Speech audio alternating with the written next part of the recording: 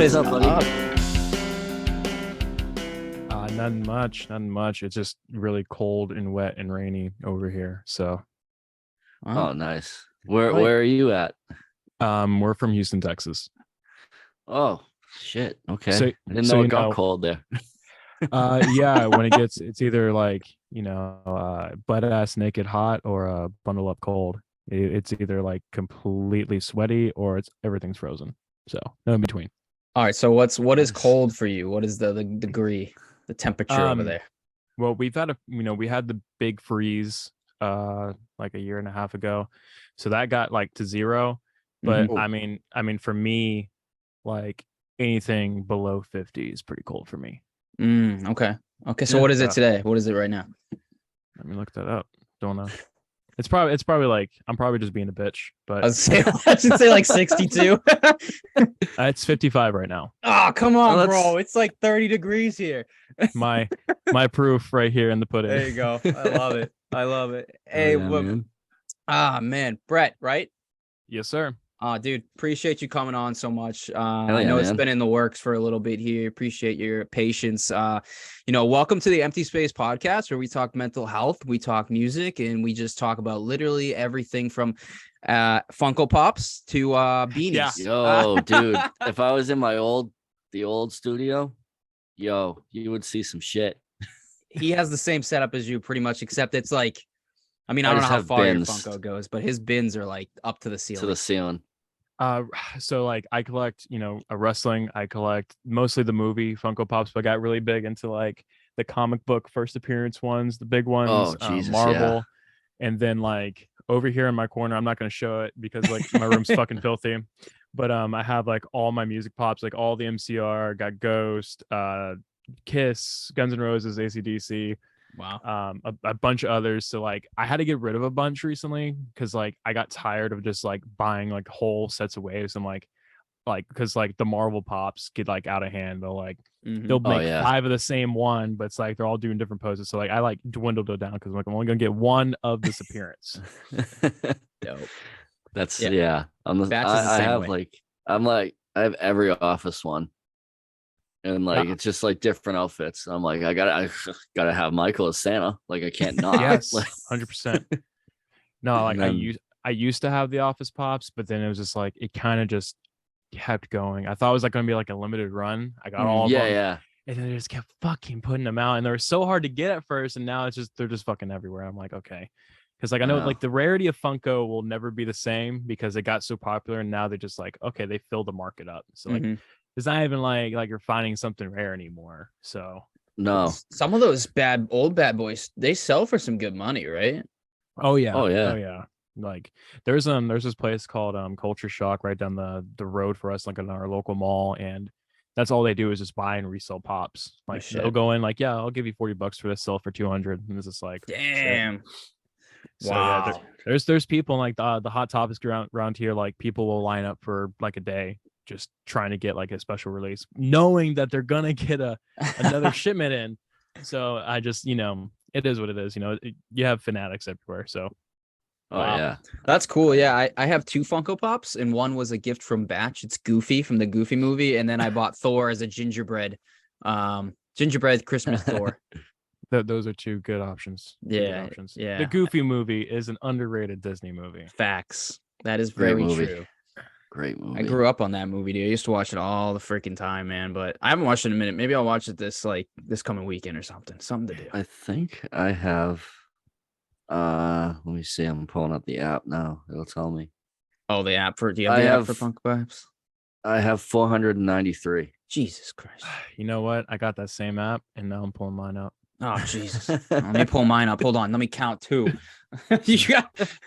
You show me mine, I'll show you yours. Ooh, I like it. I'm at 364. Damn. Okay. Right there. Damn, you Yep. guys are like head to head with that one. Shit. Yeah, man. That's crazy. Great addiction. Dude, I told my fiance I was gonna stop at the Green Day ones. When they came out with Green Day, I was like, that's it. I'm done. I've seen all I needed to see. And then like I think like 2 weeks later they announced like some new Office ones, and I was like, you know how I said I was done? They pulled me right back in. That's how they get you. You're like, I'm done. You son of a bitch, I'm in. Yeah, just immediately. You're done. I'm in. That's like Blink had theirs come out too. Oh yeah, I got those ones too. Did they already come in? Not yet. Have they even shipped out? I think this month they do. You're talking about the 3-pack, right? Yeah. Yeah, that's already out here.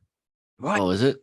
Yeah, like so like my shit. Hot Topic gets shit like way early, and like that's kind of like the thing, like because like I also collect like action figures and things like that, so like I kind of know like go to the toy department, go to the guy who doesn't want to be there, doesn't want to work there, get him to go in the back, get you the shit that's not supposed to be out quite yet, and then Right. Got it all set up. Yeah.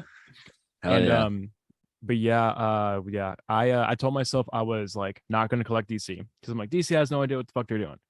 But then the Batman movie came out. I watched the movie. I'm like, okay, I bought some of the pops, and then I told myself Black Adam's gonna suck. Like, I'm like, it's just gonna suck. Like, and I only went to go watch it because I'm a huge wrestling fan. So like, I love Yeah. The Rock, and I ended up loving the fucking movie so much. And then I just started. I'm like, fuck, god damn it! And I passed up on a chase too. So Oh no. so then I ended up I was able to find it still. So I was like still happy about it. But That's I'm like, awesome. fuck, like I'm such a gullible bastard. Dude, all right. So you have what, 300 and something you just said? Yeah, 364. All right, 364. Do you even have, is it possible to have a favorite?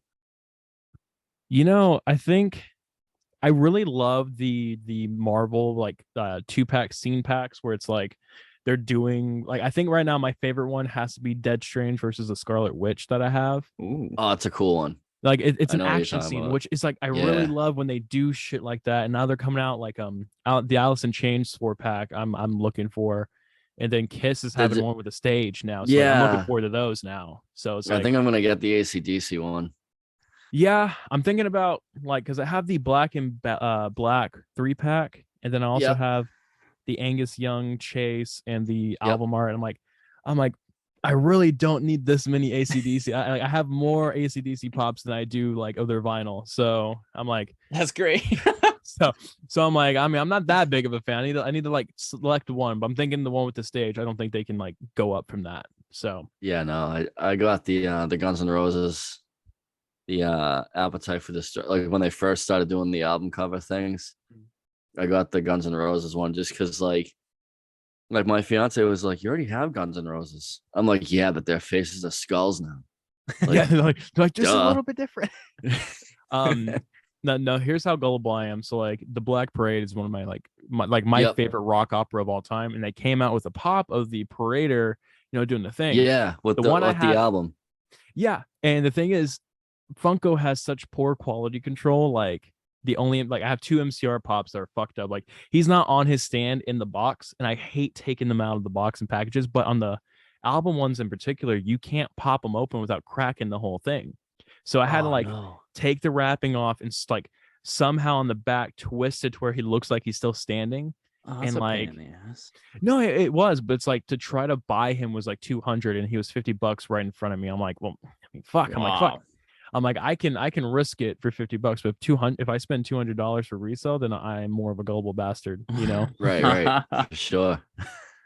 So that's how I justify it. Jesus Yeah. Christ. I'm the same way. He gets it. He gets me, Steve. I was gonna say you two are talking about bands you like the old school rock ones, and then the Funko Pops, which both of those things I'm not really into. I don't hate them. I respect them. I'm not. That's not my thing. So it's not like I was talking to Batch. That's pretty funny. Shit. But you got the nice microphone, dude. I like hearing good quality. This is great. Yeah, Oh, no, yeah. thank you. I appreciate that. Yeah, this is what we're going to be recording like our next EP on, and then eventually this is going to become our kick drum mic. So Oh, let's go. That's shit. perfect for a kick drum. That's mic. what me and Steve are looking to get eventually. Sweetwater is about to have a sale, but hold off just a bit because Guitarathon at Guitar Center, I think these are now like $389 and are normally Wow. like $400. Yeah. So I mean, it's a little bit of savings, but a little bit of savings can go a long way, especially like. Oh yeah. Hell yeah. For sure. 100%. Well, speaking on, recording and all that stuff, I want to know Music for Sad People, MFSP.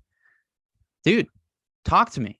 What is this? What are you? How did this happen? Blah, blah, blah, millions of questions. But let's just start with what you are, man, and how this happened. You all, I guess the best way to describe our genre is we're just an alt rock band, every like alternative, right? But like we just, we have a plain rock song, plain punk, we have, a pop rock, the album kind of was an arrangement of just songs we wanted to make. We didn't really have a set, like, we got to stick to this sound. It was, we had good music made and we wanted to release it. But Music for Sad People was founded in 2018, but trying to find dedicated members for a band that's Eurovision is almost impossible. It's very hard to find a group of guys around the same age, share the same vision as you. And, I ended up just starting making everything myself. It started with me, and then I took my time writing the album. And I mean, there's a bunch of demos that didn't get released. For the deluxe, we ended up releasing one of the demos, but music helped save me, and I guess Music for Sad People is like, I have a goal, I make fun of myself. I say, hey, I fucked up. I'm an idiot, but I learned. And I feel like, a lot of people need to hear that. And especially being I guess a guy in the music industry, being very forward with myself and saying, hey, yeah, I cheated on a girl. Hey, yeah, I have insecurities. It's the least attractive thing a guy can do in music. But it's I don't really care about that at the same time. I will make fun of myself just for somebody else to get a giggle, get a laugh. And, I'll have a lot of lyrics repeated back to me, just in public passing now, which has kind of been insane. And, it's resonated with people. Some people have gotten the lyrics tattooed on them. And Oh, wow. That's a cool feeling. Yeah, I told them they made a mistake, but they didn't listen. Because it's what's really funny is when you're performing live on stage sometimes, you have your really dedicated crowd in the front row, and they're singing back to you, and then I'm singing at them, but then they don't know the words. And then so I start mouthing them. I'm like, oh shit, that's not the words. And I have the rest of my bandmates what the fuck is he on? And last night we did a show and I had that happen where it's the guy who was doing sound, he was not into it at all. But and then it's I hop off stage in the front and I'm singing along, and they're the people are just completely thrashed in the front of me. They are slobbery drunk, just screaming gibberish. So I start just kind of humming my own song. I'm like, what is my own words again? And then sometimes on the fly, I'm like, man, that would have been a better lyric here. I'm going to use it anyway. Hey. Too late now. But that's what makes, our shows so I don't know, inclusive is if you wanted to listen to the album in its full integrity, you can just stream it for free. But if you come to a show, you got to make it a show. So yeah, sure. But yeah, I feel like I rambled on along about. No, you're good, man. That's dope. Yeah, that's perfect. I like, first off, bunch of comments. First, I love Music for Sad People. Obviously, us being a mental health podcast. I mean, literally, we have a hoodie that says "Sad songs make me happy." We resonate with what you're doing. Completely, man. And then another thing is being so open and honest and just vulnerable is the real word. That is so important. It's something that I feel more people need to hear, and it's just being real and honest with yourself. Like you saying, I cheated on someone, or I fucked up, or I did this. I tried to commit suicide. I hate myself. All these things that we think that we don't talk out loud.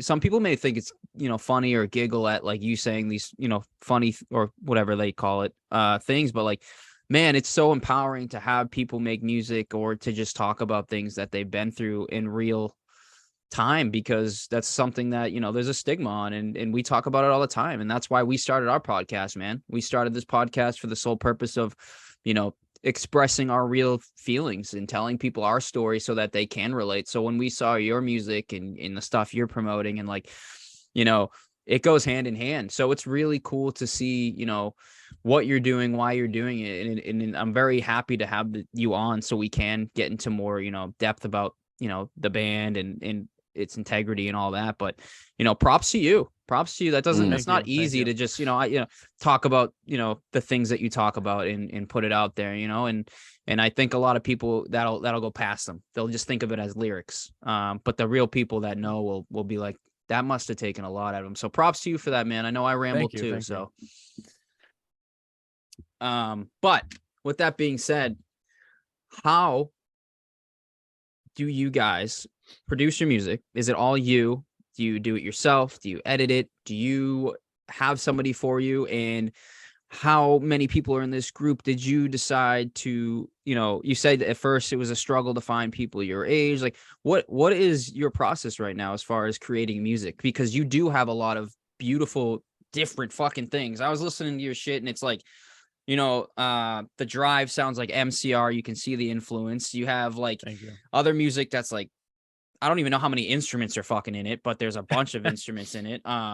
There's some that are just like instrumentals with like, almost Angels and Airways vibes of like these melodic sounds with like people humming or talking in the background. There's just a lot going on, but it like fits and it's really good. And then your vibrato is crazy with a lot of songs. So like, Thank you. Where is the building structure? How is that going? If you get what I'm trying to say, I said a lot. Yeah. I guess to touch on a couple points, the process is I love reading poetry. Like I know that's like I grew up in the world of sports, so it's like, I never was like, I was a basketball player, but I never was like indulged in certain type of rap songs that didn't mean anything. So I really kind of started like digging into like what lyrics meant, and then I started finding out poetry that they would reference. And it's like my favorite artists, like I guess to mention like Gerard Way, Maddie Healy, Ryan Ross from Panic, when Panic was Panic.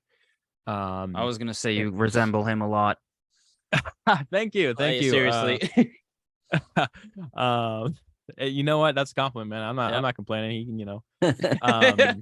But so they read a lot of old poetry, and it's just getting inspired. So it's like I start with lyrics first, which a lot of bands don't do. Mm-hmm. I normally have like, if I know like this song is the line, like in Wish I Could Go On Without You, a lot of people think that's a breakup song, but no, it's the first steps to recovery. And that was the line. It's just like I told myself, like I was lying in bed, I was crying, I sat up, I'm like, fuck, I wish I can go on without you. And that was a song that helped getting those feelings out. So, and then the next step is trying to figure out what does a song sound like. And I was listening to just a lot of like a Passenger. He's a little folk artist. I don't know if you can call him little anymore after like his song hit like, I don't know, 2 billion streams, but I listened to a lot of his newer stuff. He made the song Let Her Go, and it was just really nice and folky. And I was just, he's very honest with his lyric writing. And, so I started listening to him, and I wanted to replicate something, an atmosphere and make it my own. And then, like you asked, is there anybody else? And, right now it's just me and a drummer. I know y'all were talking to Angel. She's like the manager, graphic designer, and director. Yep. So like the music videos, everything. She designs everything by hand, and she's awesome. She does the stuff that I can't do to make, this picture complete. Mm-hmm. But me and my drummer, we then go into the demo stage, and we'll have 5-10 demos, and he will get angry at me a lot because I'll scrap something that we've spent 10s, 20s, and like I think right now we're working on a song that we've been doing for like 5 months now, and I was gonna put it on the EP, but I'm like, no, this is too good. It's gonna be on the next album. And he's like, why? Why are we focusing this hard on it? But it's like, so I am like a perfectionist, and so like even like the first album, we did everything ourselves, and we gave ourselves a deadline so we wouldn't push it back, and we were up till 3 a.m. still mixing the day of release. So it's like, okay, we SoundCloud went through right away, but like the official release to all the platforms took a couple days to process. And so like it's a struggle because we are independent, and don't get me wrong, I would love to get signed, but also at the same time I love the freedom I have. I can take my time with things, and like we did the music video ourselves, and we like the music video, we ended up going to a park that just looked really run down, and trying like to get over on the other side because it was in front of a lake, but it was like under a highway, which gave us that kind of look we were looking for. We rigged up something to lower down the drum kit, and it wasn't like a fake kit or nothing. We used our real drum kit So if we drop it, we're fucked. Oh yeah. Jesus. And then we brought everyone along, and we bought like tripods, and we filmed the whole thing off of our iPhones. Like No shit. we had That's wild. we had 3 iPhones, and this is what mine looks like currently. Actually, no, let me take the case off. So this is what it looks like, this little old thing. So we have a lot of passion behind it, but yeah, like in the instrumentation, like I don't want to say, like, I don't want to sound like a very pretentious band, but like, we don't limit ourselves, we'll do every genre. No, we're not going to do every genre, but we're going to touch on most. Like, I am from Houston, but I love alt rock and things like that. But so like the folkiness of La Chazon with those guitars, or Wish I Could, or By Your Side, I let a little bit of my southern drawl. It's my favorite song. Which one? By Your Side. That's my favorite song. Thank That's you. my favorite Yes, song. By Hands Your down. Side needs more Hands love. down, Thank dude. you. That was the first song, not to interrupt what you're saying, but that was the first song when I listened to the whole album. That was the first one I was like, that's going on my liked for YouTube, because that's what I use. So thank you. Yeah. Yeah, I wish YouTube I'm doing good on Spotify and Apple Music, but like YouTube's hard, man. It's really YouTube's hard. tough. And it's like the music video did well because I can send that to people and like they'll listen, but it's like my close group of friends, I don't want to keep some like, hey, yeah, go ahead and like on everything. Yeah, so it's like, it's tough. Yeah. So but then like God, I was what was my point? But yeah, the instrumentations and stuff like that. So the one you're talking about, the angelic sound, like I lost my mom last November, or not, the last November 11th, and I started working on her song all the way back in January, which was, the idea of the song was it wasn't going to be a song, it was going to be more or less a memorial piece. But when I performed different versions of it live, that's when I started getting like people to really connect, saying, hey, yeah, I lost my grandpa, I lost my dad, lost my cousin, I lost my brother and sister. People were saying like, hey, I did not know what Music for Sad People was about, thought y'all were a bit cringe. Then y'all played that and I started bawling tears.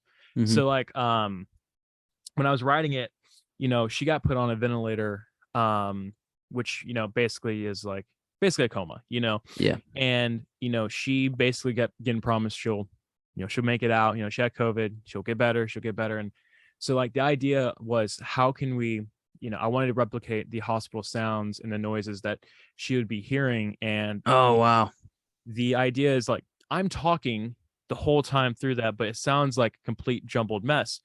But basically the idea is, when you're hearing my voice clearer and clearer, it was actually her slipping further and further from life. Jesus. And that was the idea, and that's why the sudden stop, the hospital noise, and all you heard was me and the angelic noise. And she was very religious. She was a Christian, and basically I wanted to honor her and her respective beliefs. And so that's why those trumpets and noises in the background are referenced in the Bible, saying when God calls you. So that was my thing. It's like, it's your time to go. And even if you're religious or not, it's meant for everybody. And people have really been like that. It was kind of shocked because I just dropped it. I didn't want to do a countdown like we normally do. I didn't want to like advertise. It was just, this is something for me to kind of put a part of me to rest so I can go to sleep. And we had people reach out and add it to our playlist, and like we had band or pages that we've never ever had contact with added us to, hey, New Music Friday, check out what these guys are doing. And it was just like, that was just like really like wholesome for me. And then people again keep messaging saying like, hey, like this song made me like kind of forgive myself, because I talk about a lot of things that I did wrong. I drove her to the hospital, but it's like, maybe if I talked her out of it, maybe if I did this, oh, what if I stayed home last Christmas? And that was kind of thing, was I have to say these things out loud, and nobody was in the room. There's nobody there, but if I said it out loud, I said it in a recording, I'm confessing what I did wrong. Even though I can't go back and change it, I can at least start to mend myself. And that's the thing with the death. Death doesn't happen to you, the person dying. It happens to everybody around.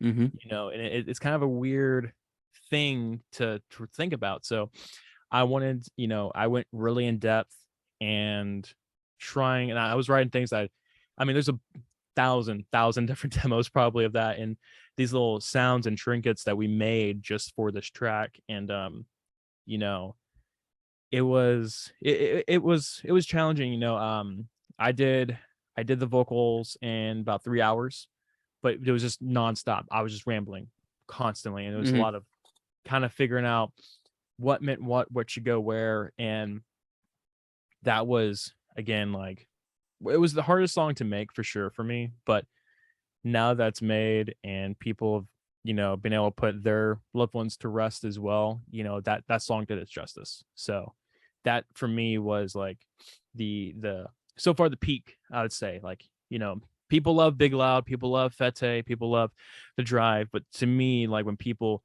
you know, like when people say By Your Side or Wish I Could, or, you know, Your Memory Will Carry On, when they say those songs are their favorite, it's like it did its job.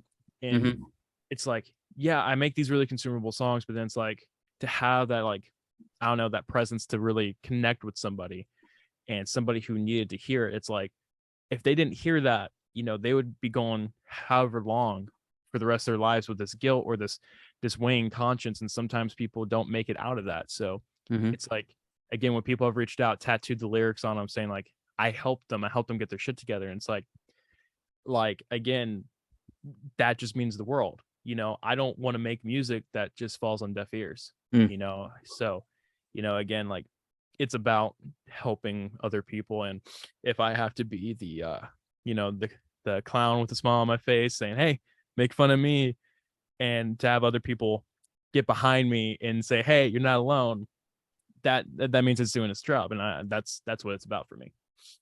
Holy shit. Yeah. Wow. Well, that's beautiful, man. Yeah. Holy Thank you. fuck. Thank you.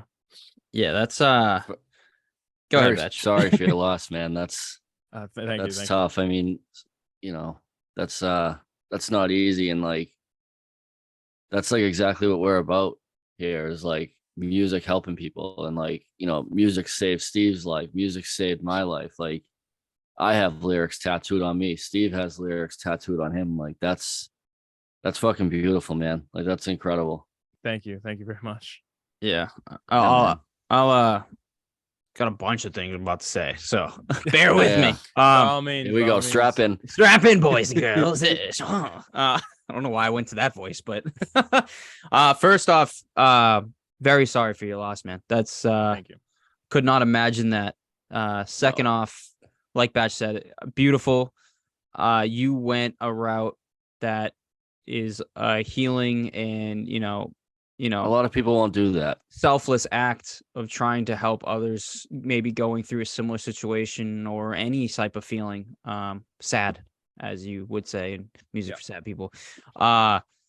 Dude, wow, yeah, lots of words there. That was really well said, and I'm really proud of you. I know we don't know you, but I don't need to know you to be proud of you, man. That's just that alone. We're very proud of you. That's huge, and for you to still be with us on this earth and to be able to, you know, give back to people is a very beautiful thing, because there's a lot of people that are, you know, doing the opposite, and that's fine. They can do however they are, but you're choosing to, you know, like you said, I'll use your quote, you know, put the clown face on and be that person. And that's, like Batch said, that's kind of what we feel we're doing too on our end, as far as expressing, you know, ourselves and being vulnerable and shit, dude. That takes a heavy heart to go through what you're doing and still consistently put stuff out. And I'm glad you also found like something for like a form of therapy, something that can, like you kept saying, was like, I said it out loud. Until I said it out loud, I had to keep doing that. And like, yeah, that is very, very important to be able to talk, you know, about it, whether it's to yourself out loud or to somebody or in a song where people can listen. Like,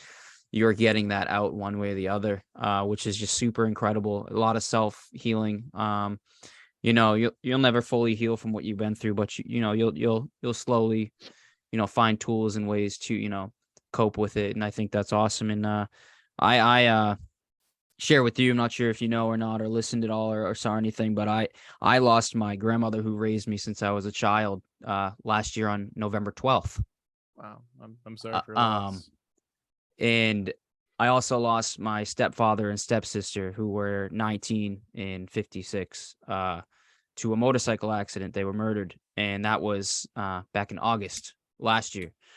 You know, and to hear, you know, what you said and how you're going about it is, you know, we just had the anniversary. I know you just had something very similar, the same thing. Yeah. And it's like, those aren't easy days. And to hear what you went through and to resonate with you is something that I can say thank you for, because it makes me feel less alone. And if you didn't share that with me and I was just going off your lyrics and like the visuals and the songs and all that stuff, and I would never know that, dude. I mean, you know, talking to you is going to open that up. And for you to even say that is like, you know, I want to talk about the death of my grandma or my stepdad and stepsister that all happened last year, like at all, really. Anyone brings it up, I'm like, yeah, I don't want to talk about it. Like I've talked about it on the podcast a few times, but I just want to thank you. That's the first time you've mentioned the word murder on here. Yeah. I don't want to focus on that, but yeah. No, but like I'm just saying, like, yeah,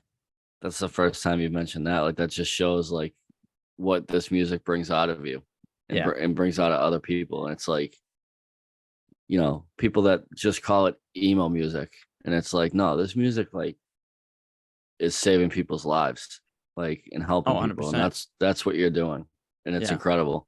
Thank you. Yeah. So thank you from everybody. I know it can go through that. And especially, like I said, just thank you for that conversation. Cause like I said, like literally this weekend, me and Batch weren't talking because I avoided talking to anybody just because I had to deal with my own thoughts. And so it's kind of ironic we're jumping on this podcast and you're speaking about that stuff. So yeah, again, I'm rambling here, but going back to, you know, those songs and stuff, and like just, you know, like the melodic ways, the highs that you have in the song, and in all the instruments, it's very creative. You can tell you aren't sticking to one genre, because I put on one song and I'm like, oh, MCR vibes. Then I put on another song and it's like Panic at the Disco. Then it's AC/DC. And then is this Tom DeLonge meets fucking MCR? Like I'm confused, but I love it. And it's like, it's very different, man. So it's really cool. And then there's one song, I forget the name of it, but you like scream, yell, like hardcore punk in it. It was like near the end. I forget the name. It was probably Fete on that one. That was it. It was like towards the end, you start yelling. I was like, whoa, it's like Parker Cannon's No Pressure. What are we doing? Like, thank you, man. It's all over the place. So, dude, very cool concept. Do you do all the instruments yourself? In the demo stages, yes. So you're Dave Grohl. Maybe, man, that's hopefully one day, but like when we get into the studio, you know, I do my best to find really talented session musicians, and because like, you know, I can, you know, easily sit here on a MIDI board, make a drum track. I can go grab my guitars, play it very shitty, but I try my best to get a box going to form, and that way when I get other people involved, you know, I'm able to write the sheet music down. I can say, hey, here's the chords, here's the pattern, here's the BPM, here's the key. Now let's start playing together, you know. And that's something that's kind of really awesome as well, because with Music for Sad People and wanting to do these genres and wanting to have different vibes, and you know, with the EPs that were going to come out, because we're working on EPs to try to get more of a fan base before we switch gears to this next album. To have different players come on and do different things and play different ways, it doesn't feel stale. Now, I'm going to go on a little bit of a rant, and I'm probably going to get this podcast canceled, but Panic at the Disco, for instance, when it became the Brendan Urie solo project, you have felt the same thing for 4 albums, which is now lasted longer than the other 4 albums, because, you know, there were still band members involved. So, you know, that's the thing. It's like, I don't ever want this project to feel repetitive, that I'm touching on the same subjects. Like, and, you know, like Big Loud is our biggest song. You know, people have like asked us, hey, what is like the next Big Loud? And I go, I don't know. You know, it's just like, I'm not going in for that tension. And like, we're going to have different players. We're going to have different people doing different things. Like I have, you know, a set drummer now, and him and I, you know, when we go into the demo stage, we kind of pinpoint what we want. And we have a lot of instrumentation until we are able to go and get it recorded. And we use real instruments as well. So like, we don't just sit there and do nothing but synth beats and, you know, use a MIDI pad. yeah. And there's nothing wrong with people who do that. You know, like it's very challenging to, you know, trying to find a saxophone player in Texas. I mean, that's pretty hard. So, and then like, you know, we reuse Fiverr as well, to look to find people. It's like, hey, what type of recording equipment do you have? What type of program do you use to edit and mix with? There's a lot of things like we have to match on so many different wavelengths. And before we even get into the stage of like, okay, let's work together, let's write something. And, we still had had to have that box. We try our best to stay, completely here in town. And, eventually when we start traveling, start doing more tours and stuff, we really hope, people start reaching out. And, we've had a couple people reach out saying they wanted to play for us. And, they were always shocked to say, yeah, show us, here's our chords, here's our tabs. Go ahead and send us a video of you playing. And people have been like really excited. And we are even like in talks with one of them about maybe getting them, to come to a couple shows and see how we play. And if this is what you want to do, because like I act like a complete maniac on stage. Like I'll go from jumping up and down, throwing myself down on the floor, wrapping the cord around my neck, pretty much like standard, diva lead singer syndrome, right? Yeah. But that's the thing. So just make sure like we're all on the same page, but yeah, like everything starts with me and then kind of ends with me, but like there's a bunch in between the middle. And even like Angel, who y'all been talking to get this set up, there's a lot of back and forth, like, hey, how do you feel about this lyric? Hey, does this rhyme well? And even if like she doesn't say yes or no, she'll sit there completely quiet and it'll be like a stone wall because I keep talking. I don't give her a chance to speak. Hearing it out loud, hearing my melody out loud, or hearing my hum to somebody and seeing a reaction, even if it's good or bad, kind of dictates where the song kind of goes and leads to. And that's kind of something because like when we take it from in-house to going to my drummer's house, because he has a much better studio than I have right now, going there and then coming back and then hearing how it evolves, we get to hear it stage by stage repeatedly, like, okay, what, like, oh man, I'm not liking this new thing we did. And then we go back to our old demo before we added everything. It's like, okay, then it's this is what's the problem. And then that's where we've been kind of able to constantly evolve and take the music elsewhere, so even if we don't like something, we're able to correct it right away, which Gotcha. I mean, you'd be surprised how many artists you'll hear like, yeah, I hate the song, hate everything about it, but I still release it. It's like, why? You have time. But again, we're not part of a label. We can kind of dictate. True. But I'm not saying I don't want to get signed now. He's like, no one's gonna sign this guy. I'm just kidding. Like just saying, if you're watching this somehow, some way, I'm not knocking you, but that I do have that freedom of can take my time and like, because like right now, we're filming the music video super fucking late after the album. Like the album came out in April, first music video just came out in August. No, not August, September. No, when did it come out? I don't know. November. I think it was November 3rd. I would say it was November. I'm pretty sure I saw it. So yeah, it was in November. So we're really far behind, and we're probably going to be releasing music videos up until April. And then we plan on doing some like little like stripped down versions of the songs EP to release and things like that before we start, showcasing the new songs. But like at our shows, we play around, we'll play something we've never played before. We'll play a new song. We'll play a demo that we know it's going to be a demo, but just to play it, Mm-hmm. And it's about reading the room as well. Cause because like, again, Music for Sad People, the album's like half super slow, half super fast paced. So we have to figure out like, do we have people crying in there? Okay, let's play another sad song. Let's work it, let's get these feelings out. Yeah. And if I see people are wanting to mosh, hey guys, do you remember, Anxiety version 4?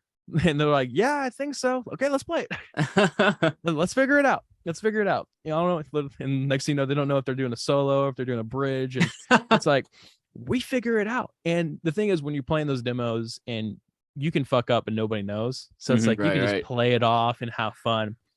And again, like I said, like my show last night, I fucked up a couple of the lyrics. I wrote them. Yeah. I wrote them.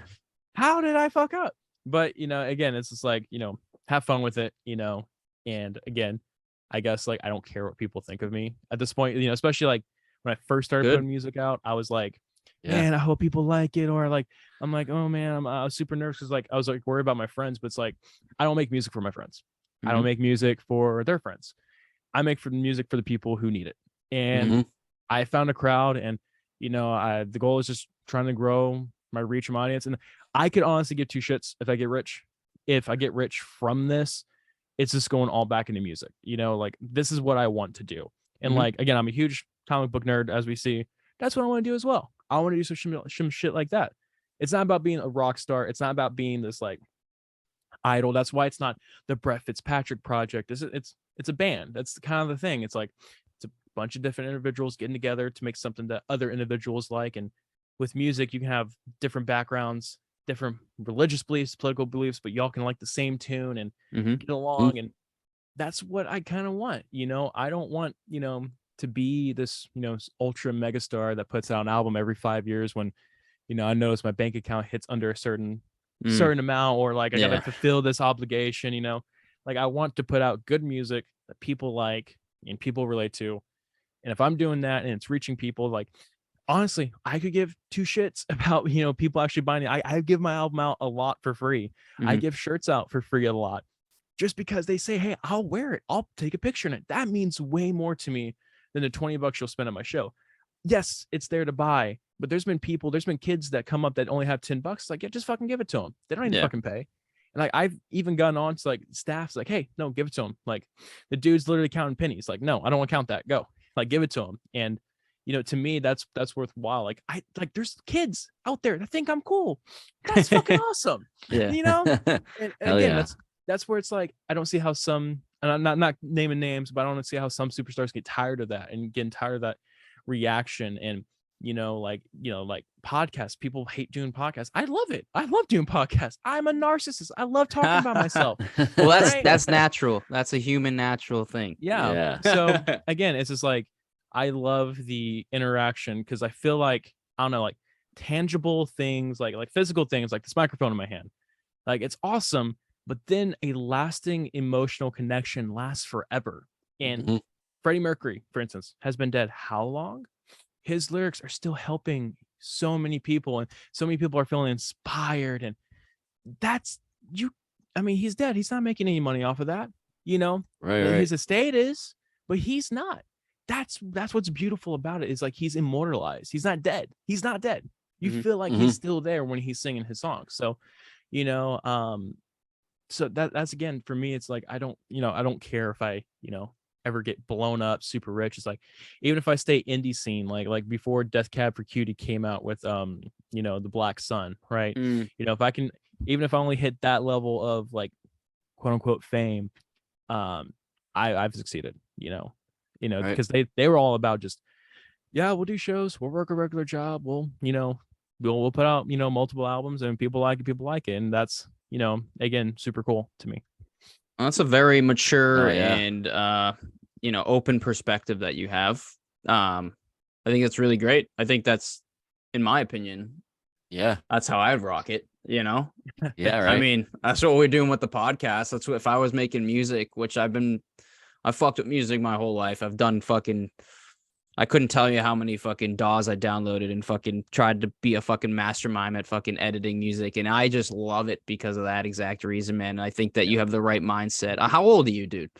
I turned 22, but I'm going to turn 23. Yeah, you're fucking young, bud. Holy shit. Fuck kid. yeah, dude. You got a great look on life and on your creative, experience with this band and shit, dude. I think that you're going to go a long way with that, because with the maturity of this conversation and just your conversation that you're having with us right now, it's like, it really shows like,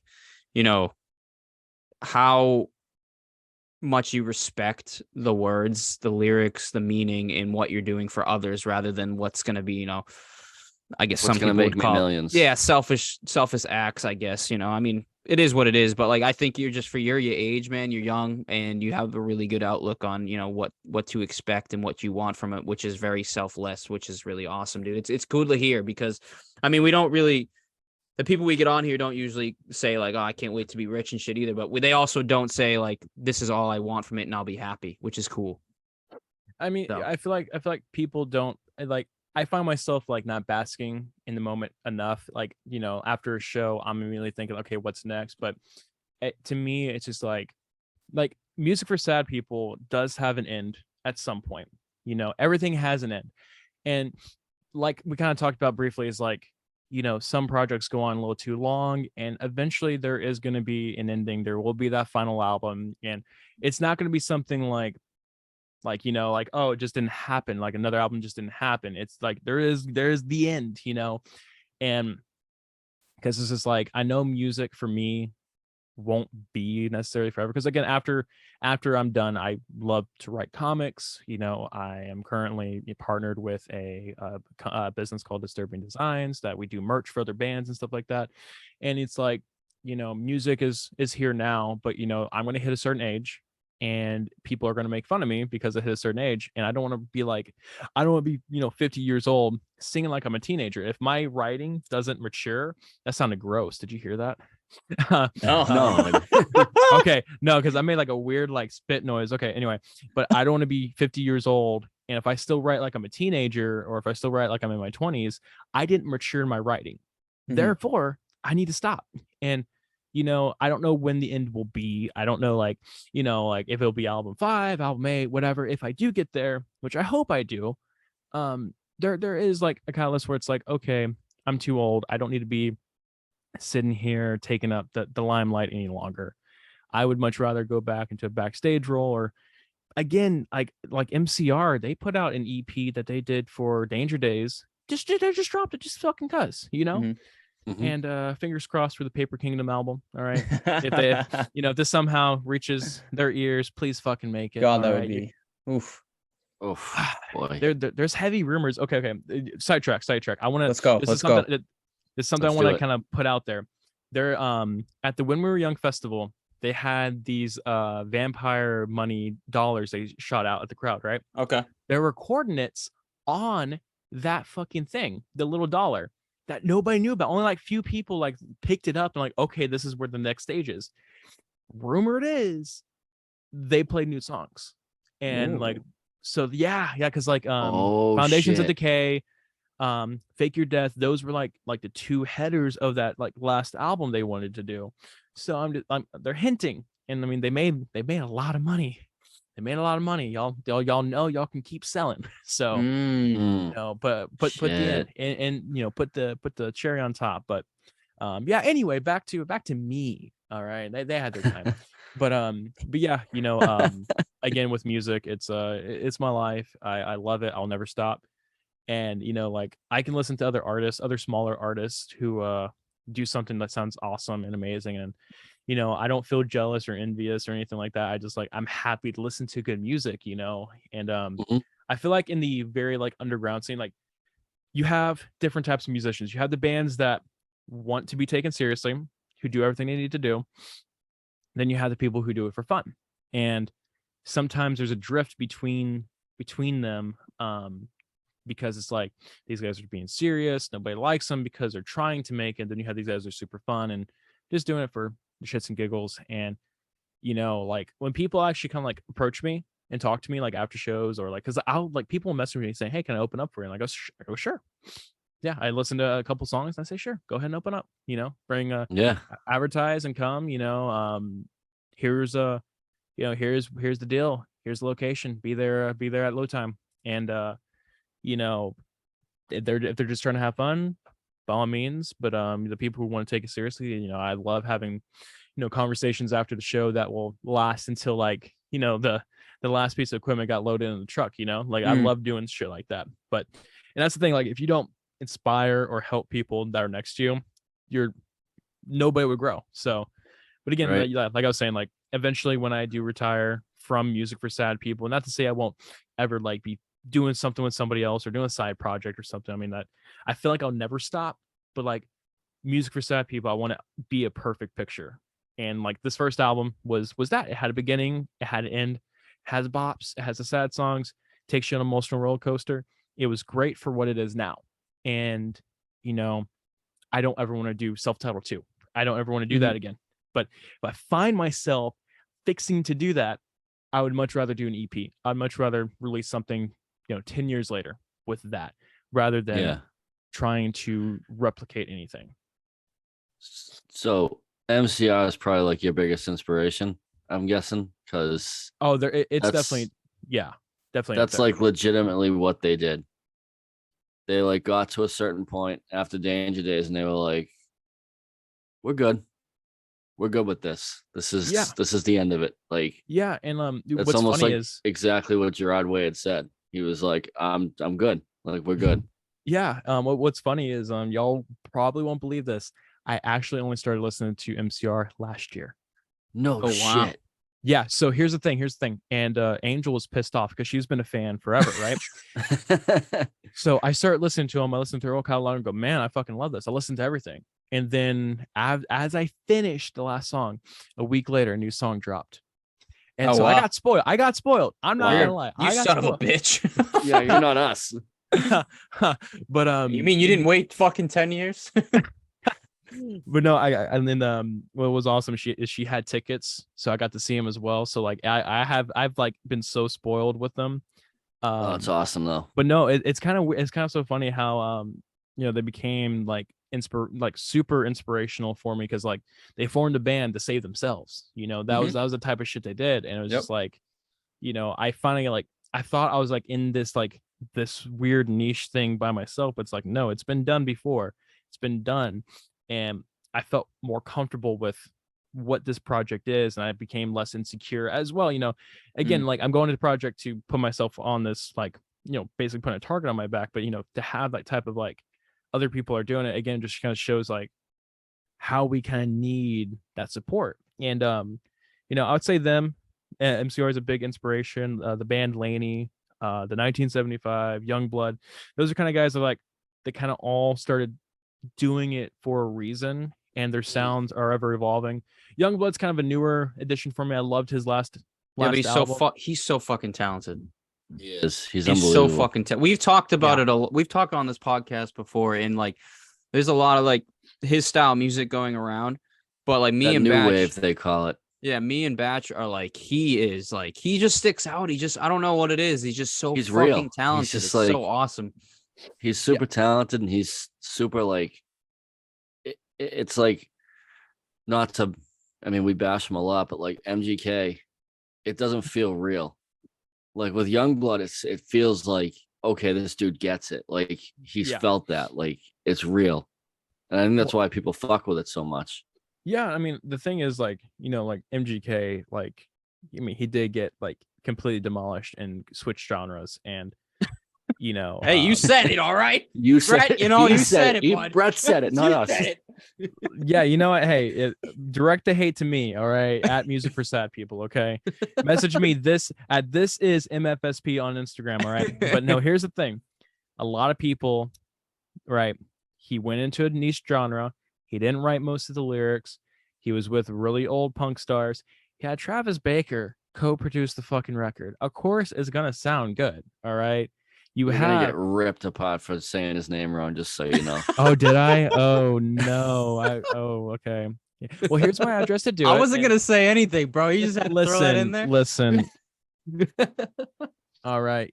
We all know what you meant. He was on a rant. You interrupted it. God damn it. Oh, I can start up again. It's no problem. It's no problem. But like I said, the album's gonna sound it. Listen, if you put $12 million into a fucking record and it doesn't sound good, I would be more impressed. All right. Right. I'm just saying that right there. I do not think MGK makes bad music. I think for the person he is, the meaning of everything is what puts this, what he does. He doesn't write most of his own lyrics. Like, okay, Emo Girl. I'm gonna get some shit for this one. I loved Willow's part in Emo Girl so much, but MGK's part's like, listen, you're a 36-year-old man singing with a 20-something woman and talking about this type of subject. You are old, man. Like, you're not, I mean, not to say 37's old, but I'm just saying, maybe, talk about something a little bit else. Don't be talking about how you want to get with teenage girls. Just saying. Wait, hold on. But he's in love with the emo girl. Yeah, he is.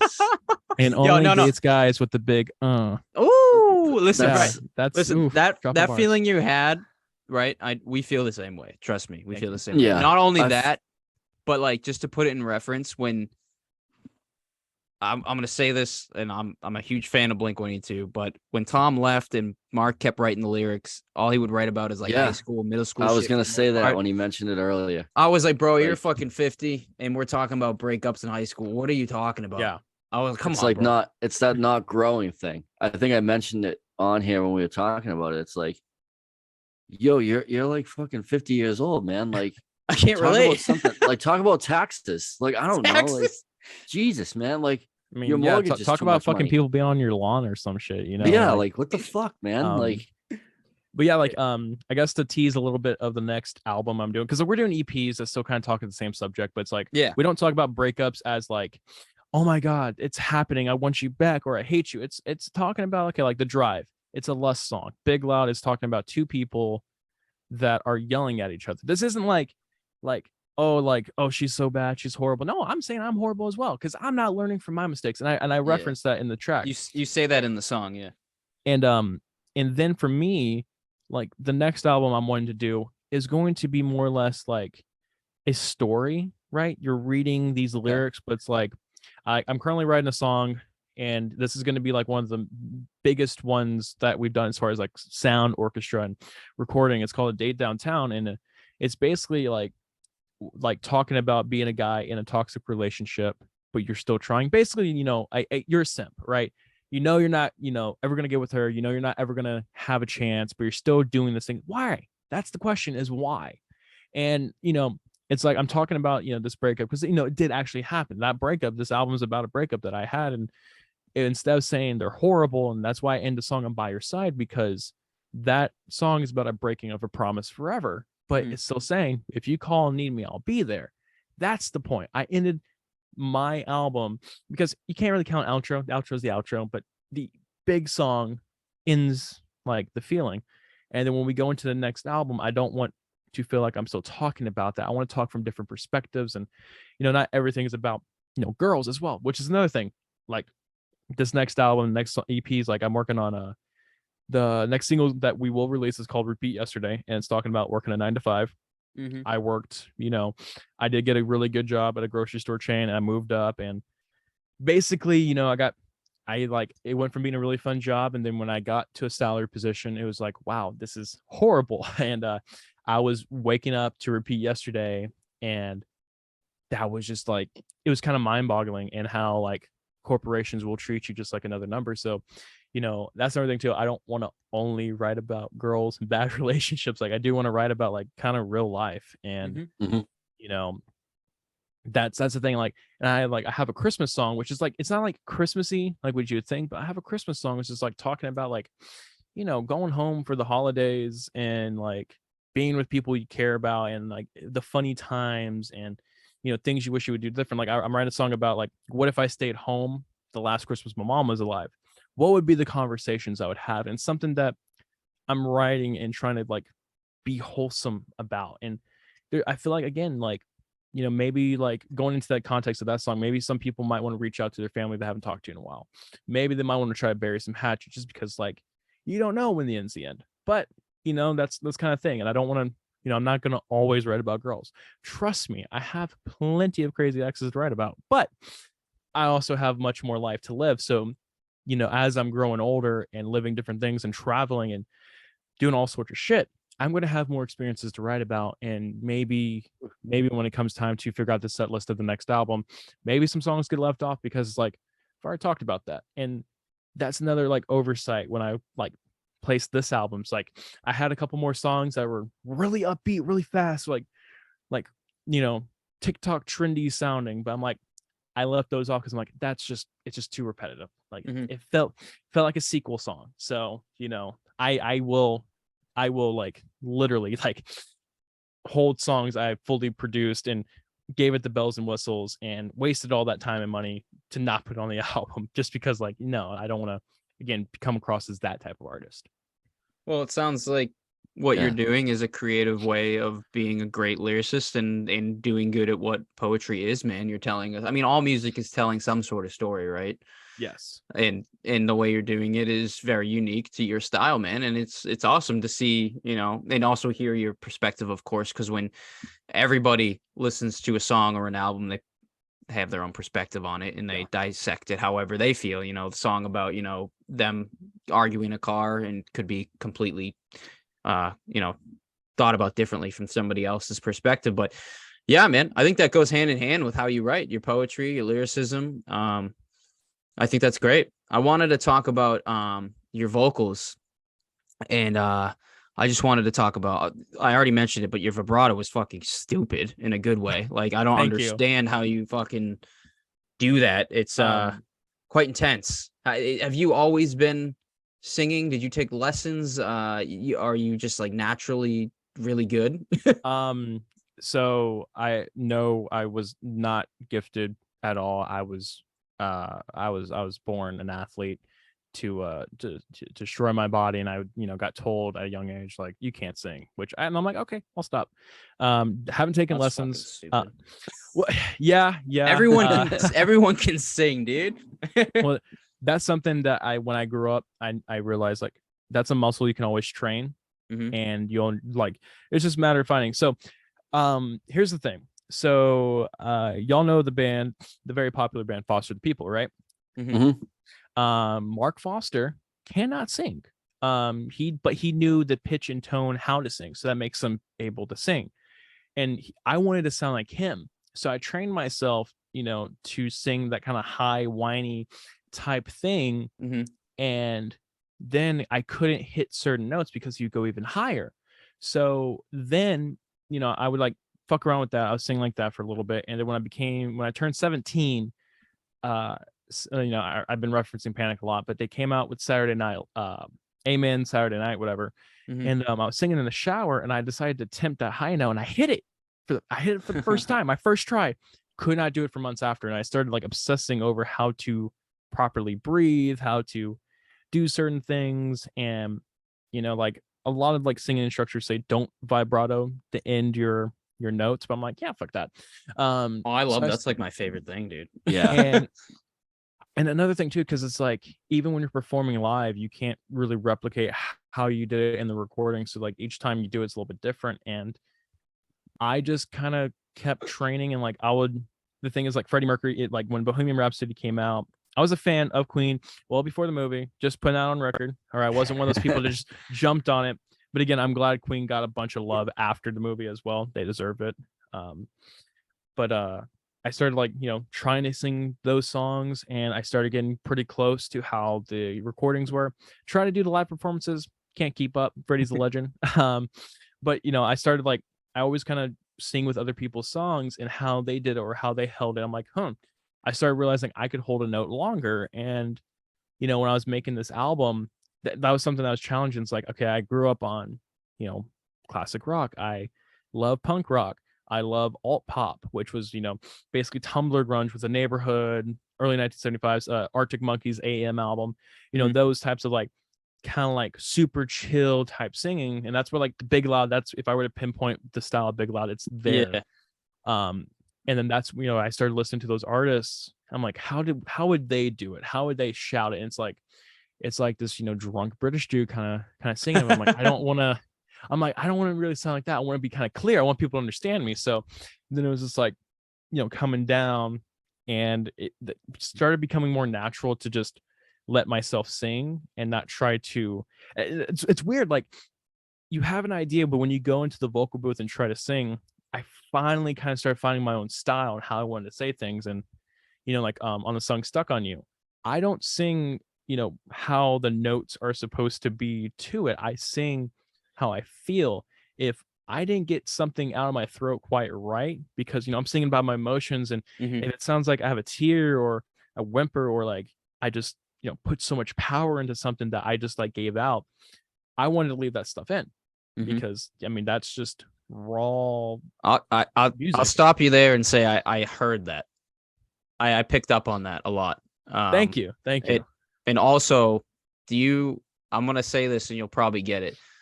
Do you get the reference of Kenny Hoopla a lot? I've heard it. I've heard it once or twice. Twice. Because you have those vibes too on some of your songs. It's like that Kenny Hoopla vibe. I've gotten compared to I've been compared to Post Malone. I've been compared to that's the vibrato, bro. That's the vibrato, bro. And like a lot of people say Post Malone can't sing. I beg to differ. I You do know, too. I mean, he's got a soulful voice. You know, like he smokes a lot of cigarettes, drinks a lot of beer. He picks up the guitar. All right, I'm gonna say something right now. But what is singing? Okay? Exactly. What is singing? What is who decides what singing is good or not, right? So for someone to say Post Malone can't sing, what is the 1 out of 10? What is the 10 of singing? Like who are you to describe what singing is? You know what I'm saying? It's really about debate. It's really about style, you know, as well. And it's like if that's your style and that's what works, I mean, because Henry Rollins sure as hell can't sing, but I'll tell you right now, he can sing at the same time. It's like the singer from Prince Daddy and the Hyena. Oh like, yeah. People are like, what the fuck is this? Here's a controversial one, but to agree with your point and to add to it, David Lee Roth from Van Halen, that dude was just talking with style. Okay, pretty much. Yeah, no, you're right. Style. I like that. He was talking with style, and you know, but it works. And then, you know, because he could hit, you know, those 8 octaves really high. He hit that shout, and you know, that was his thing. That's what he did. Steven Tyler's another one. Yeah. Oh yeah. Yes. He's our neighbor. But I will say this though. If there is a bad singer, I will say it is present day Vince Neil. Oh yeah. Yikes, my boy. Because now, I mean, you can't understand him. You know, I keep hearing. I watched a meme where it sounded like you said Big Mac, and I can't even listen to the original recording anymore. No, the Kickstart My Heart is like, what are we doing? And you know, like again, you know, horrible life. He had, you know, bad upbringing. He had horrible things happen to him. Lost his daughter. You know, he's had a bad, you know, thing, but it's just like, you know, you could have tried a little bit harder. You know, like because the musician sounded the same. Mick Mars looks like the Grim Reaper now. You know, get him getting up there and just like looks like he's being kept alive with tubes. Like from they had like a stand holding him up. Yeah. I think let him sit. When I saw I was real young, I saw Ozzy with Sabbath to do that tribute tour.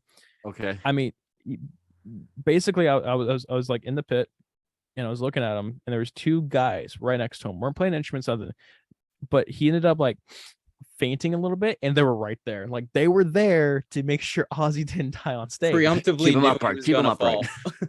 It's just like that was just like, okay, like, and that's something as well. Like I was saying, like I don't want to be those guys are just like, if I'm that age, I want to be like, I just want to be chilling, you know, like I want to be going to concerts. I want to be backstage. I'm not going to be up there because I mean, last night, again, because it's chilly for me. For Texans, it was chilly. So I had a jacket, I had my jeans, I had a shirt on, and then I get on stage, and then we had 1 fan. I'm like, Jesus Christ, one fan, and we had all these lights and stuff like that. And I'm jumping around, and like I was literally like dripping, and like when I was talking, like I was like spitting like my sweat at them. And then, you know, like I don't want to be super old and like get old man sweat on people, you know, like, you know, like I go to gyms, I go to the gym locker rooms, you know, I see the grandfather clock with the without the L, you know, if you know what I'm saying on that. Yeah. You know, and when they touch something butt ass naked, you know, and their sweat, just understand like with like these guys up there, when you're singing, they're old, they're about to die. I'm just waiting for the time when one of them does when it does happen, when they finally like give out on stage. Like, because that happened to Ozzy at one of the shows, and everyone thought he died. Like straight up, like everyone thought he died, and like that was trending on Twitter like immediately. And it's like, oh no, he's fine. Like, oh no, he just needed some Gatorade. It's like that's the like old man. Like this dude's pissed on ants and snorted them like way back in like I don't know 80s, and now like he just needed Gatorade. Like, come on. Yeah, get your electrolytes in, bud. Yeah. Like, but yeah, that's what I'm saying. Who's another one? I had a point. I would say Jimi Hendrix, as he had like a soulful voice, you know, I guess he wasn't like another typical singer, you know, he knew where to hit the notes, he knew where to hold, but I mean, he was a guitar player first, 100%. Oh yeah, for sure. I would say maybe Tyler from 21 Pilots, you know, he's gotten better, definitely over the albums. Like, controversial opinion, I love the last album. That's actually my favorite album they made. for 21 Pilots, Okay. even though like Okay. all their fans hate it, but he actually tried singing that time. So it was like I like that album, you know. And again, it's, you know, evolving and things like that. And like I know the band Ghost gets a lot of shit too for their singer. You know, they're not metal, but they got a metal Grammy. Yeah.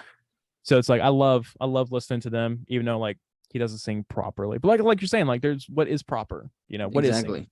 So yeah. Sure. Society standards, man. All right, let me ask you, Brett. On your so I have my top 3 for your album, right? So Okay. I'm excited. I like, this is my top 3. You got By Your Side, I already told you. That's Hell yeah. top. That's Hell the yeah. first song I listened to that I was like, I already explained this, but it's the first song I listened to. I was like, that's my bop. That's the one. Then I had The Drive, Hell yeah. and I had classic Big Loud for sure.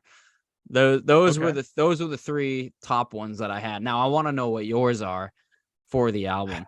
Okay, so there's 2 versions of Big Loud that are out on streaming. There's a single version, which is a demo that And again, there's the Angel, album version, right? yeah, the album version is definitely like my baby, because like Yeah. the demo version I did not want to release, but Angel, she forced me to, and that's what kind of like we got like 1,500 streams on SoundCloud overnight, which was awesome. I know it's filled with bots, but there was a lot of real people. There's a lot of real people in there, and we got some follows and some messages, and so that's where like, okay, maybe this is I can do this. So it was kind of a demo. You know, we call it the single version because it like led to the album. But Big Loud is my baby, the album version. You know, that's gotten the most streams and like working so hard and so extensively. And there was a lot of, you know, yelling, people wanting to quit, telling me I'm wrong, that I don't know what I'm doing. But that's the thing when you're in that situation, you know. So that's gonna be up there, but that's like, it's like your firstborn, you know. It's like you know, it doesn't have to be your favorite child, but that's your buddy, you know. Absolutely. So I'll definitely put Big Loud as like a non-trying first, but I put that one aside. My 3 are By Your Side. I put a lot of my soul and my broken heart into that one. That was actually funny enough on that one. How I got the chords for that is I picked up a really old shitty kid's guitar, and again, I'm not the best, so I was fiddling around with chords and wasn't tuned properly. So, you know, when we in the studio, we had to tune it for the, you know, for a capo to be on the 3rd fret, which was like perfect, right? Awesome. So when I was playing it, I messed around with these chords. I'm like, I like that. And then I just could not figure out, there's millions of different versions. I didn't know how to start the song besides And We're Here. It was like, the whole idea was like, when I was singing, it's like, I don't want to be like, I'm continuing a conversation or something like that. But I'm like, you know, that was just how it is. Like, I'm here, we're at the edge again, you know. And I wrote a line that was quite honest, is I drank 4 of the 6 bottles I bought an hour ago. That was like super honest. I'm like, fuck, my mom's gonna think I'm an alcoholic. But you know, but no, when I wrote that was just like so sincere for me to write. I Wish I Could Go On Without You is my second, because of, you know, again, the honesty that's put into it. And God, it's just like writing it on the past tense of a breakup and saying the things like, yeah, my friends say you're awful, my mom hates you, my brother doesn't like you, you know, saying all these things like, yeah, you're not good for me.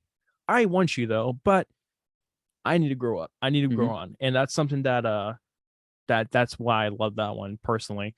And the thing is, I can see who's streaming, you know, the songs and stuff like that. For the people who say they don't monitor their streams is a liar. All right. You look at that shit like 5-10 times a day. But like seeing the playlist that got put into, it was just like, okay, that's awesome. People are getting some closure, and seeing like the tags of them people put it on their story and stuff. It's really cool. Fuck yeah. That's awesome. And then I think for me, another one, this is complete because of fan engagement. Fete means party in French, and people didn't know how to pronounce it. So when I had people ask me, like, hey man, my favorite song of yours is Feet. I'm like, what? I'm like, what? And I'm like, man, I don't know how I didn't see that one coming. Yep. So you know, that became like a really fan interaction, because like that one's about a party. that went very sideways in the suburbs over here. That's Friendswood, which I straight up call it out. I call it my home city and things like that. And I'm not much of a fan of Friendswood, but the party went sideways, and basically this girl was hot. All right, I'm being honest. She's still hot. All right, and look, but basically, like, I was like, oh man, she's crazy hot, so it matches the amount of crazy she is. And that's like when I start screaming at the end, it's me like, fuck, I can't take it no more. That was kind of the idea of the song. It's like, I don't want you to, do these things to yourself. I don't want you to hurt yourself. Like, don't, like, just because I showed up late to the party, don't be that. All right. I know I showed up late, but that's that just because of the fan interaction, but also love La Chaison d'Amour, which is called the love song.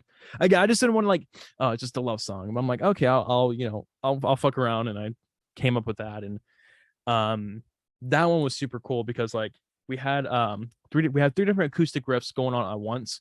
And then in recording, we had our guitarist, he goes, hey, like, I don't know how Southern this will be, but let's put some slide on it.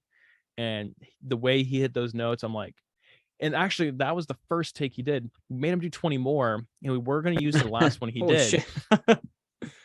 And we were going to use that last one. I'm like, man, I don't know. I feel like I love the first one. And he's over there, like, I think he literally, like, I think he broke like 3 of his strings on the guitar. Yeah, don't blame him. And I think he was like, one of his fingertips was bleeding, but I'm like, dude, perfect. Awesome job. High five. All that work you just didn't need it. Yeah, man. Hey, you killed it on the first take. And he's just sitting there like all beat up. It was like whiplash, Oh, Jesus Christ. And yeah, that's just, I even if we get it good on the first try, just in case, we always try to get 3 more takes in. Like, for sure, that take is perfect. Do it 3 more times. Yeah. Like that. And like, again, when you pay for studio time, like, I hate it when, because I've produced for other people. I've hated it when because you have to book minimum hours. Yeah. If we get it done in the first hour, we got another hour of work. Like, let's get it done. And, like, because that's how I guess I've been immersed, is like working with people, being a stagehand, being a peon at a studio, getting the mics and stuff. When I finally started working with other artists, it's like, hey, we're here for 4 hours. We get everything done in 2. It's up to you. Do you want me to start mixing? Or since I have you here, since we have all the equipment, you've already paid all the rental fees, let's go ahead and get more takes. Let's fuck around. Let's fuck around. We're here. And I feel like that's where a lot of magic can happen, is, those little in-between hours that you just, yeah, for sure. I mean, just, you never know. You might have something hit you. And that's actually with Big Loud. So if you notice from the single version to the album version, the timing's off. The final version is our build-up section bled into the chorus at the very end. But instead of getting everyone to go fix it, I'm like, let me fuck around for 30 minutes in the vocal booth. I timed everything up, and I'm actually jumping up and down when I finally hit the second part of that chorus. And it just, because it bled too naturally, I'm like, you know what? Like, even though that's not the original idea, let's, again, fucking around. We had it fixed. That's fucking awesome. We had a good take, but it's like, hang on, let me fuck around. Like, the engineer on staff who was, basically just hitting, record for us, we had to have them for, so we don't break their shit. But when I said, let me fuck around for 30 minutes, he's like, oh, well, we can come back tomorrow. It's like, no, let me fuck around. I got an idea. Let me do me. All right. You're getting paid no matter what. I know you want to go home early, but you're getting paid until I leave here. All right. So yeah, that's, those are my 3. And then with Big Loud, I believe, you can have a demo of something, you go into the studio and you come up with something better. That's just sometimes, and that's why I really love with my musicians and the people I've come to know is, like, Stuck on You, I had the lyrics, but I did not have a melody or idea. We can only meet up with the piano player one day because he's going out of town. So I'm like, fuck it. I knew I wanted a piano track. We kept playing and playing and playing some different stuff. And actually, from what he played, we actually spliced it in half. We took his ending and made the beginning and the beginning the end. And we added a little synth to it. And then I just matched the rhythm to how he played it. And again, it's like, we couldn't have wrote anything better. Because again, I was trying my ass off to just come up with something, and nothing, just nothing. And then this guy comes along and that was magic. And Stuck on You is another awesome one for me, because I mean, people like really get shocked that we made that. And because like they're like, oh, you're an indie rock band, and then we have a piano song on the album. So, which again, I feel like it's a beautiful, soulful one. Yeah. So yeah. Well, dude, that's amazing. Fuck yeah, man. Jesus Christ, Brett, you have been an amazing guest, man. We got to wrap it up for us on our end, but let me tell you, dude, and I mean like sincerely with all my heart, how proud, how amazing, how beautiful your story and what it continues to do is like, it's just so awesome to hear. And like I just like, I can't wait to see where it goes for you, from Emptyspace Podcast to Music for Sad People to you personally, Brett. Like, like fucking brilliant, man. Brilliant, beautiful, brilliant. Every word I could think of, anything I could throw in there. Like, I'm really proud of you, man. And like, I can't wait to have you on again. I can't wait to talk more. Dude. I can't wait to see what else you got going on. I have two Dig small. The message, man. Yeah, seriously, I got really two small requests for you before we head out here. One is to, obviously plug your shit and let everyone know where they can get your stuff and all that. And then the other question I have for you is, we usually go out with the band we're interviewing's music. We usually, obviously ask for the permission, and we obviously want to pick the song of your choice that we can go out with, and we'll play the whole thing for you if that's something you're interested in. So I'll leave you with those two things to answer for me. Yeah. Okay. So where you can find me. So we recently got hacked on Instagram about 12 weeks ago, so we had to make a new one. Dang. Yeah, that could have been cool to talk about. Dang. But anyway, yeah. So we have a new Instagram. It's called This Is MFSP. You can find us on there, on TikTok and Twitter with that user handle. But Music for Sad People everywhere else. Again, we released our album back in April. So it's called Self-Titled. We recently just started getting into some record stores. If you're here in the Texas area or like Houston area, we're in Baytown at Evolutions, and we're in Clear Lake at Sweet Spot. We're trying to outsource more. We're trying to literally ship our album out everywhere. So, if you know anywhere that you think we should be belonging in, please send us a message. We are always we're really responsive. I think, God, the song we should go out with. I mean, you have The Drive up there. We all like punk rock. I think The Drive would be, I think that's the one to go with. End on a bang, Right on. I love that. Yeah, man. Well, thanks for coming on, man. Thanks for taking the time. Again, like Steve said, super pumped, super fucking proud of you, man. And thank you. Really dig the message and keep it going. Yeah, can't wait to see where this goes. Yeah, and I can't wait to be back on, hopefully. Hell yeah, man. Hopefully I'm back on. Music for Sad People's much bigger, and y'all are much bigger, and no matter what, I love doing this type of stuff. And I'm glad I met y'all, because y'all are super fucking cool. Like, I'm not gonna lie. Let's go, dude. This was fun. This was fun. Yeah. Really fun. We love hearing that, man. I hope you have a great week, and again, we'll be reaching out soon about anything and everything. All right, buddy? Awesome. All right, brother. Your Stay call strong, has all right? been forwarded to an automated voice messaging system. At the tone, please record your message. When you've finished recording, you may hang up or press 1 for more options. I think you stole my heart.